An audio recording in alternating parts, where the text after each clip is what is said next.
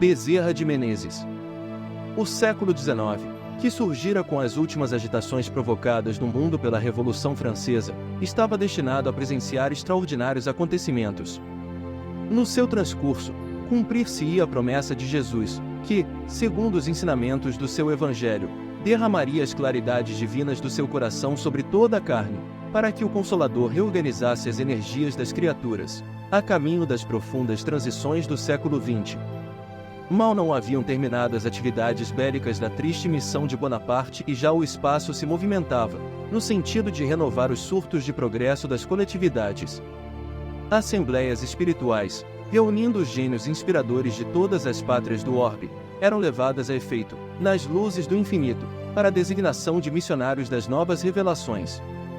Em uma de tais assembleias, presidida pelo coração misericordioso e augusto do Cordeiro, fora destacado um dos grandes discípulos do Senhor, para vir à Terra com a tarefa de organizar e compilar ensinamentos que seriam revelados, oferecendo um método de observação a todos os estudiosos do tempo. Foi assim que Allan Kardec, a 3 de outubro de 1804, via a luz da atmosfera terrestre, na cidade de Leão.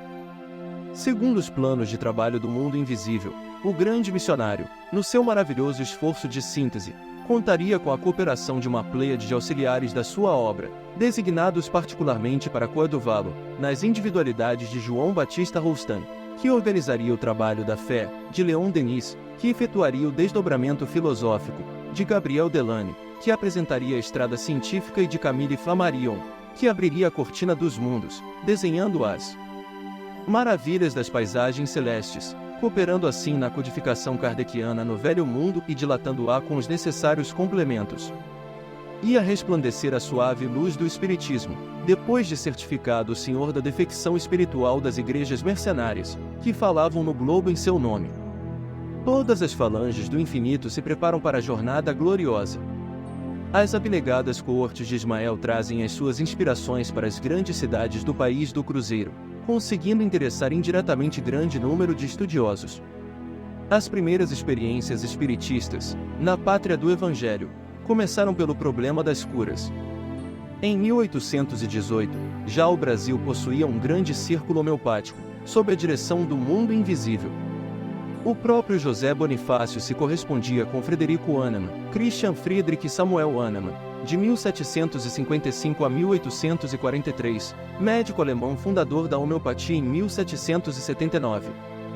Nos tempos do Segundo Reinado, os mentores invisíveis conseguem criar, na Bahia, no Pará e no Rio de Janeiro, alguns grupos particulares, que projetavam enormes claridades do movimento neo-espiritualista do continente, talvez o primeiro da América do Sul.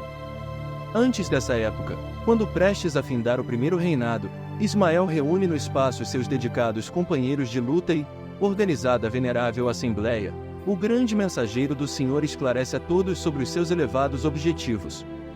Irmãos, expôs ele, o século atual, como sabeis, vai ser assinalado pelo advento do Consolador frente da terra. Nestes 100 anos se efetuarão os grandes movimentos preparatórios dos outros 100 anos que hão de vir. As rajadas de morticínio e de dor avassalarão a alma da humanidade, no século próximo, dentro dos imperativos das transições necessárias, que serão o sinal do fim da civilização precária do Ocidente. Faz-se mister amparemos o coração atormentado dos homens nessas grandes amarguras, preparando-lhes o caminho da purificação espiritual, através das sendas penosas. É preciso, pois, preparemos o terreno para a sua estabilidade moral nesses instantes decisivos dos seus destinos. Numerosas fileiras de missionários encontram-se disseminadas entre as nações da terra, com o fim de levantar a palavra da boa nova do Senhor, esclarecendo os postulados científicos que surgirão neste século, nos círculos da cultura terrestre.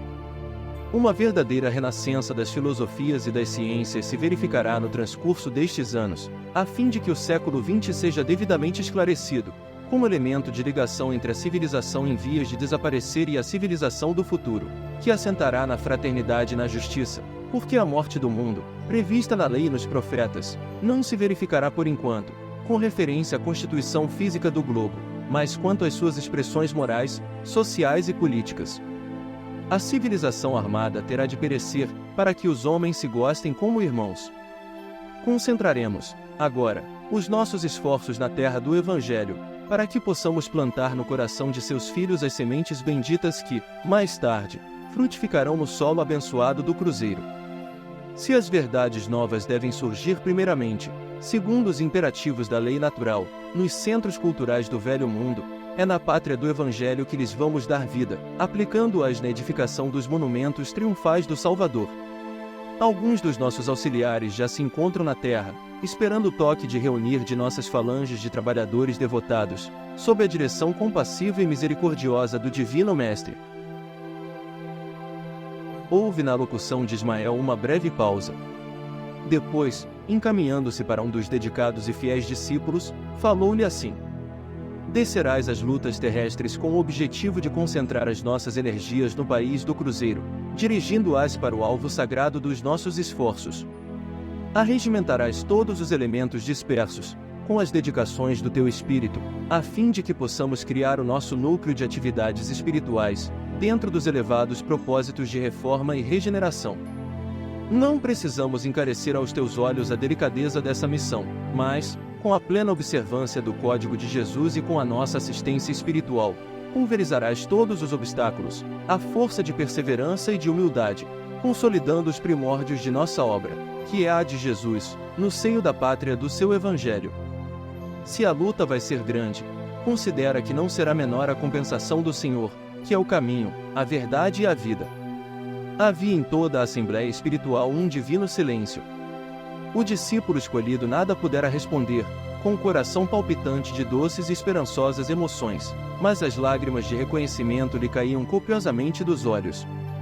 Ismael desfraldara sua bandeira à luz gloriosa do infinito, salientando-se a sua inscrição divina, que parecia constituir-se de sóis infinitésimos. Urna vibração de esperança e de fé fazia pulsar todos os corações, quando uma voz, terna e compassiva, exclamou das cúpulas radiosas do ilimitado: glória a Deus nas alturas e paz na terra aos trabalhadores de boa vontade. Relâmpagos de luminosidade estranha e misericordiosa clareavam o pensamento de quantos assistiam ao maravilhoso espetáculo, enquanto uma chuva de aromas inundava a atmosfera de perfumes balsâmicos e suavíssimos. Sob aquela bênção maravilhosa, a grande Assembleia dos Operários do Bem se dissolveu. Daí a algum tempo, no dia 29 de agosto de 1831, em Riacho do Sangue, no estado do Ceará, nascia Adolfo Bezerra de Menezes, o grande discípulo de Ismael, que vinha cumprir no Brasil uma elevada missão. Espero que tenham gostado. Já vai deixando o like, curtindo e compartilhando. Até o próximo vídeo.